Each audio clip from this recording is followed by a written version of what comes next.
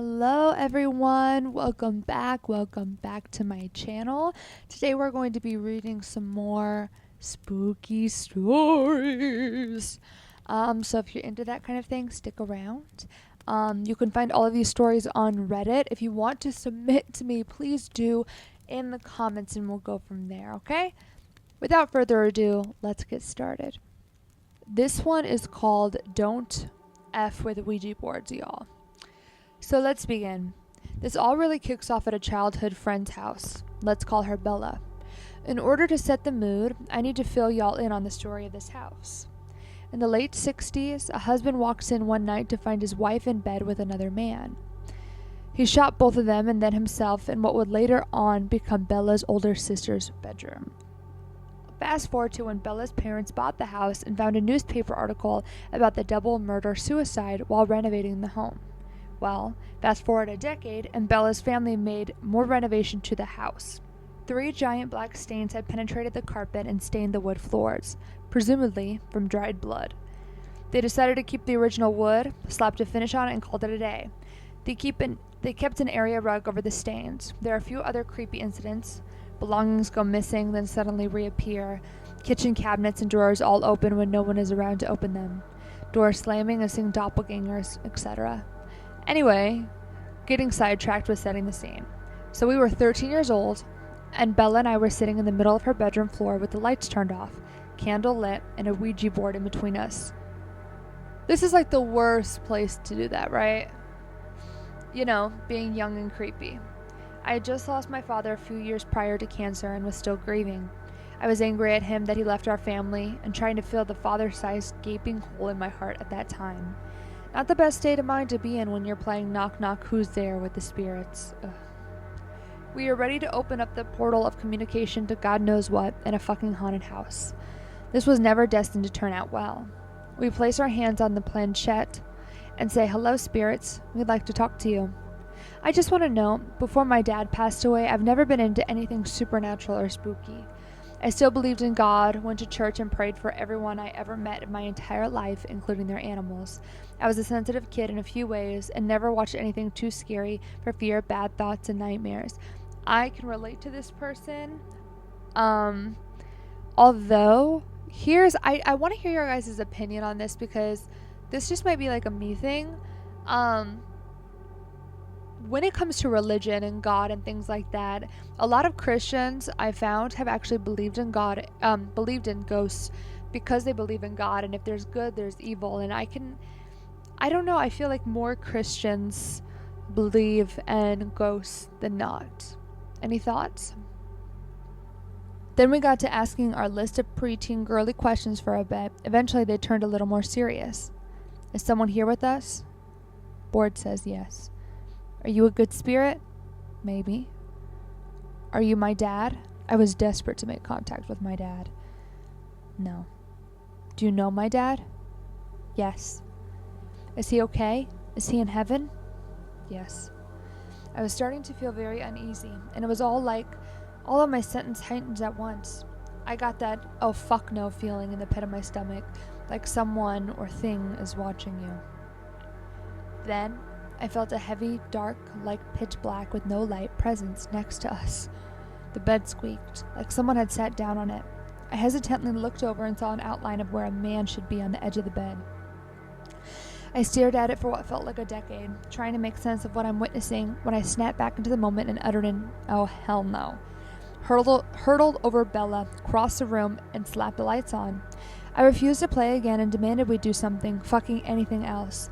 Pure fear and dread lingered deep in my gut, and the feeling of potentially being harmed was strong. Already, for people who have seen any Ouija horror movie, doesn't sound like they said goodbye, correct? Y'all, we never closed the board out. Should I be writing these Reddit stories? Adult me understands the huge mistake, but at the time I was young, scared, and had no clue the repercussions of not closing the session out. Looking back, I honestly believe this was the moment something attached itself to me and remains on in the periphery of my life. Later that evening, Bella and I settled down for the night into her bed with her trusty small poodle, Tiny, cute, snuggled with us. We were drifting off when Tiny started growling and barking at the foot of the bed at absolutely nothing, or so we thought. We calmed her down and soon Bella was out. I was unfortunately wide awake. I felt a presence at the foot of the bed, my gut sank and my heart started racing. I slowly pulled the blankets up over my head and willed myself to sleep and ignore the presence feeling. It started creeping up my... Guys, I was doing good. It started creeping up my side of the bed until it felt like it was standing over me. It lingered there next to my head, just standing there. I eventually wore myself out with terror and fell asleep. That did not last long. My eyes snapped open as I heard the sound of a gun trigger pulled back and then off in my ear. Scared shitless, I shook Bella awake and asked her if she too heard the gun go off. She mumbled no and rolled back over. Are you kidding? I cried myself to sleep, feeling trapped and full of dread, nowhere to go. Bella was used to spooky things happening in her house and didn't bat an eye when shit got weird. I, however, was not used to this level of activity and would spend hours after leaving her house wondering if what happened actually happened. Stop, guys.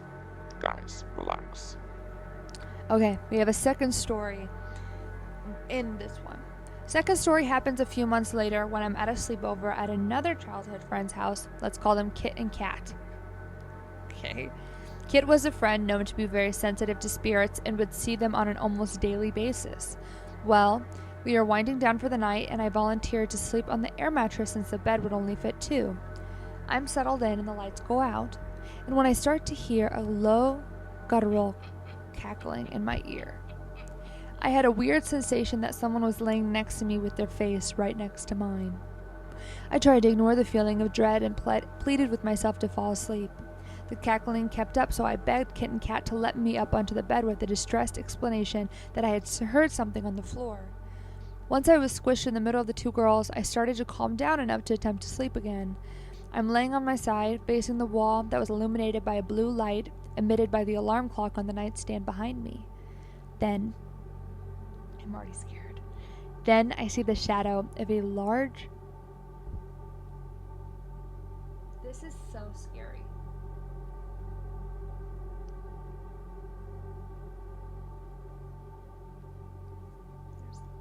There's no way. Then, I don't even want to read it. Like, I'm not being dramatic. Let me get it out. Then, I see the shadow of a large hand wave at us. And the light of the clock. Fuck no. Like, that is so scary. All 5 fingers were perfectly visible, slowly waving back and forth. That visual is so scary. My heart dropped instantly with the thought that maybe I'm going crazy running through my head. Checking to make sure neither of them were the ones doing it, I quietly nudged the two of them and pointed to the wall where they too saw the hand. Shut up, dude. I was coated in fear and sweat when Kit admits she saw someone sitting in the corner of the room, but didn't want to freak us out. Kit! Come on! Well, that was a shit plan because we were all kind of freaking out at that point. I'm praying for the presence to leave us alone, but some part of me hoped it was my dad. That's not your dad, babe. How terrifying, unless your dad is like sick in the head. The thought of if it was really him, you wouldn't be scared kept tugging at my common sense. I mean, obviously, right? Kit started to see and hear things. She whispered my nickname that my dad gave me. No one else knew it and interlaced our fingers. Kit has very dainty hands and almost no upper body strength. She started to squeeze my fingers, causing my heart to race and a knot formed in my stomach. Her hands felt like my father's large, rough, and strong hands. I started to cry so hard that my heart started to hurt. I deeply grieved my dad, but was also terrified shitless. Like, this isn't right. This is messed up. The emotions and general pressure in the room was too much, so we decided to turn on the lights and stay up for as long as we could to talk about all the really weird and scary shit that had just happened. Kid eventually got up and went to the bathroom and came back to leave Kat and I alone to chat. We were caught off guard when a set of beads hanging on the window frame fell to the ground, making us scream. We were jumpy, to say the least. Almost at the same moment, Kit rushed in with something even more spooky to report. When she saw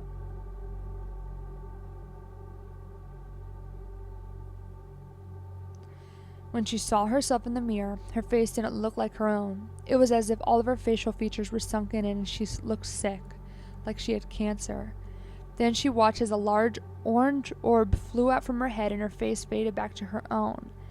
After hearing that, Kit and Kat went back to sleep while I watched the sun come up. How do you go back to sleep?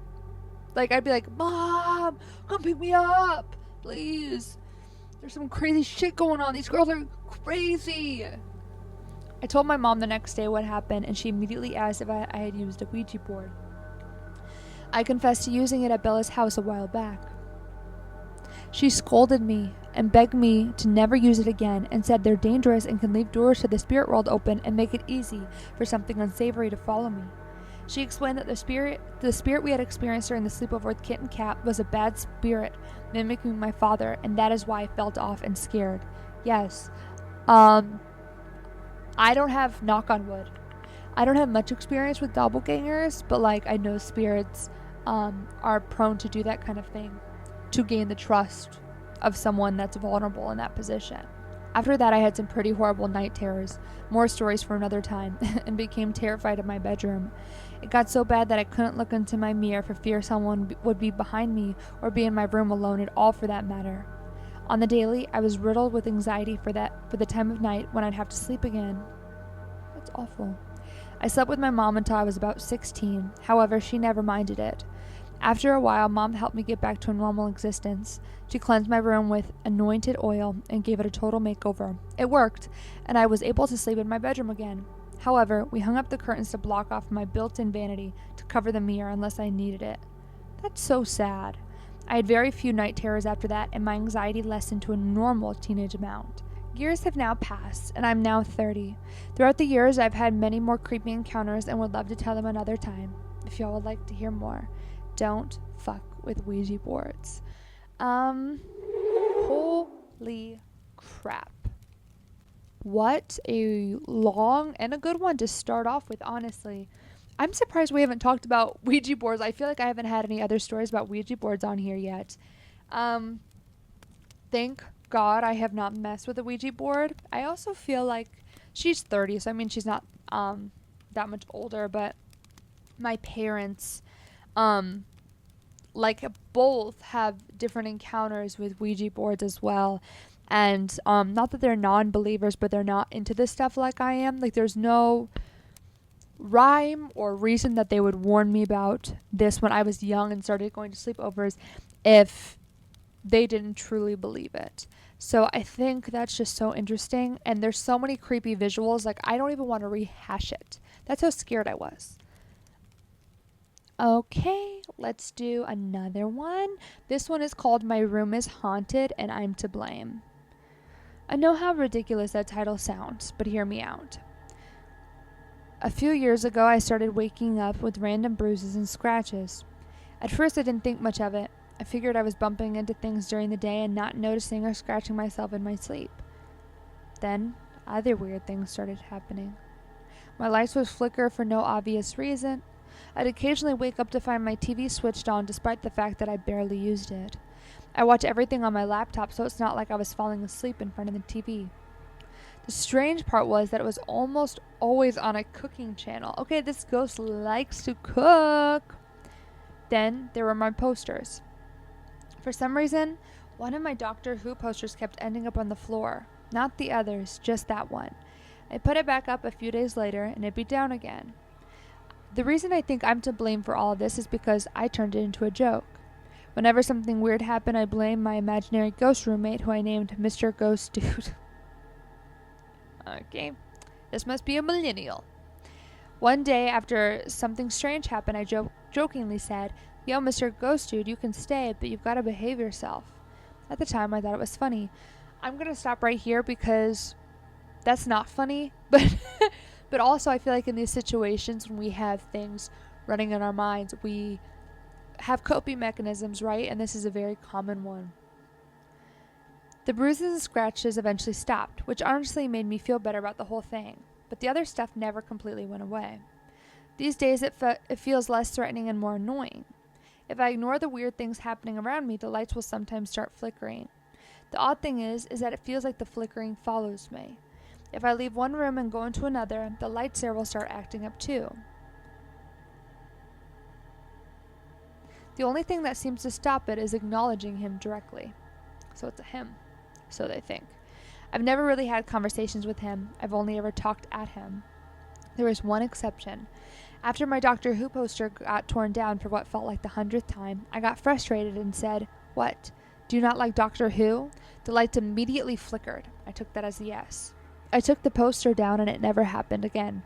The weirdest part is that I recently told a friend about all of this. They're really into paranormal stuff, and after hearing everything, they told me they thought Mr. Ghost Dude sounded like an aggressive entity, and that I make a mistake by naming him and essentially giving him permission to stay. According to them, acknowledging something like that can encourage it. Personally, I thought I was just making jokes. Now I'm wondering whether I've accidentally spent years encouraging a ghost, whether I've created such a detailed running joke that my brain connects unrelated events, or whether Mr. Ghost Dude is genuinely out there with strong opinions on Doctor Who and a worrying obsession with cooking shows. I'm curious what other people think. So, I don't know. This one isn't honestly scary to me. I do think your friend's correct that it seems like an aggressive spirit. The bruises, the scratches, things of that nature. The fact that he doesn't love Doctor Who, I'm obsessed. I'm obsessed when ghosts show opinions like this. That honestly, maybe I'm crazy, but it makes me think that they're a younger spirit, right? Because how do they know Doctor Who? It's just an interesting thought. And they love cooking shows. That's so funny. I don't know. I mean, who knows truly about this, but I don't think acknowledging them gives them permission to stay. I do think sometimes that can increase the activity, but this does sound like a vindictive spirit with the bruises and things like that. I think instead of just relying on your friend purely, even though they may be a good resource, do your own research. Talk to some people who can cleanse your space if you're worried about it. Sorry guys, my light died. So, this one is called This Happened Years Ago and It Still Freaks Me Out. It was posted about like a month-ish ago. This is not something I am looking for advice on. It has been in my mind for so long and freaks me out whenever I think about it. Several years ago, I was hanging out with my 4 friends of mine at Elle's house. It was getting late and suddenly someone had the idea to go to the backyard and play flashlight tag hide and seek. So fun, by the way. If you haven't played it, play it. Everything started out fine. We were laughing and joking with each other. Then it was my turn to seek. For context, Elle's backyard is shaped like a rectangle. Her back porch sits on the top of the width. In the bottom corners, there's a greenhouse on one side and a trampoline on the other. I closed my eyes, counted to whatever number, and then I went to look. M was laying on top of the trampoline due to the fact that she didn't want to play in this round. I looked under the trampoline and found R crouched in the corner by the fence. To finding him, I said, "I found you, R. You can come up now." I said this as I was standing up, and when I didn't get a reply, I bent down again to find no one was there. This freaked me out. I then quickly went to find everyone behind the greenhouse, including R, who was on the far side. This meant that he couldn't have been under the trampoline, as there was no way he could have moved around this quickly. Along with this, he isn't the kind of person to play tricks. I told everyone what happened and what visibly freaked me out. M, who is R's sister, even confirmed that I had said I found R. After this happened, we went inside due to the fact that I refused to be out there any longer. M ended up telling me what I saw would have been a mimic. Frankly, I do believe in spirits, but when things happen, I try to find the logic first. Only, there is no logic to this. I have had a similar encounter when I was younger, but I won't share that here. This still has to be one of the scariest things that has ever happened to me, and even years later it still freaks me out. This is something I just really want to share, but I would love to know if anyone else has experienced something like this. The comments are talking about, like someone said yes, also during hide and seek. Hide and seek, in theory, can be really scary. Like, they have even put that in different horror movies now and things like that. They're all just saying that's really scary. That is super scary. It would definitely freak me out, especially if I was a kid. Like, there is no explanation to that. Good luck. Okay, this one may be good, guys. We might have got a spooky one. Are you kidding me? I am having the hardest time filming. My phone keeps shutting off, my lights keep shutting off. So let's continue while we still can, okay? Alright, this is called My Most Terrifying Real Life Experience. I've never really told this story online because every time I think about it, I get the same uneasy feeling I had that night. This happened about 6 years ago when I was coming back home from a friend's house. It was late, somewhere around 1 a.m., and I decided to take a shortcut through a quiet road that passed near a large field. I'd walked that route dozens of times before, so I wasn't worried about it. The night was unusually silent. There were no cars, no dogs barking, not even the sound of insects. About halfway down the road, I noticed someone standing near the edge of the field. Hell no. At first, I assumed it was just another person walking home. Oh, this person was walking home. That's insane. But as I got closer, I realized they weren't moving at all. They were just standing there, facing my direction. Ooh. Something about it felt wrong. Yeah. I couldn't make out any details because it was dark, but I could tell the figure was unusually tall. I kept walking, trying not to stare. When I finally passed the spot where I had seen it, I glanced over. The figure was gone. I immediately stopped and looked around. There was nowhere it could have disappeared to in just a few seconds. The field was open for hundreds of feet, and there were no trees or buildings anywhere. I remember feeling a chill run through my body, but I convinced myself that I was tired and imagining things. Then I heard footsteps behind me. They weren't loud, but they were clear enough to hear on the empty road. I turned around expecting to see somebody, but there was nobody there. The footsteps stopped the moment I turned. I stood still for a few seconds, listening. Nothing. As soon as I started walking again, the footsteps returned. This happened 3 times. Walk, footsteps, stop, silence. At that point, I was genuinely scared. I pulled out my phone and turned on the flashlight. The road behind me was completely empty. I started walking faster, and the footsteps seemed to match my pace. I didn't look back again, I just kept moving. When my house finally came into view, I felt relieved. I hurried to the front gate, unlocked it, and stepped inside. Before closing the gate, I looked down the street one last time. Someone was standing there. The figure was at the far end of the road, completely still. Even from that distance, I could tell it was unusually tall. What I remember most clearly is that it seemed darker than the darkness around it, almost like a shadow that didn't belong there. I slammed the gate shut and rushed inside. I didn't sleep much that night. The next morning, I convinced myself that fear had gotten the better of me. But later that day, my neighbor asked me a strange question. He said, "Were you outside late last night?" I told him yes. Ugh. He looked uncomfortable and said he had been looking out of his window around 1 a.m. and had seen me walking down the road. Then he asked, "Who is the person following you?" I felt my stomach drop. I never told him about the figure. In fact, I hadn't told anyone. To this day, I have no explanation for what happened. Maybe there was a real person on that road. Maybe my mind filled in details because I was alone and tired. But I know one thing for certain. I wasn't imagining the footsteps. And according to my neighbor, I wasn't walking home alone that night. I'm telling you, this is insane. That is so scary. And again, guys, you should know this. I always retaliate. Whatever your intuition feels like, that is your truth, and that's your body trying to protect you. So I understand, right? There's logic behind being tired and your eyes playing tricks on you. You know what you saw, girl. You know what you saw. You know what you experienced. Don't doubt it. Maybe she's doubting it or they're doubting it for comfort. But I'm saying all these stories are like, I don't know. You do know. Through all the technical difficulties we got to the end, this concludes tonight's spooky stories. If you like it, please subscribe, please comment, please like. I'll see you in the next one. Bye.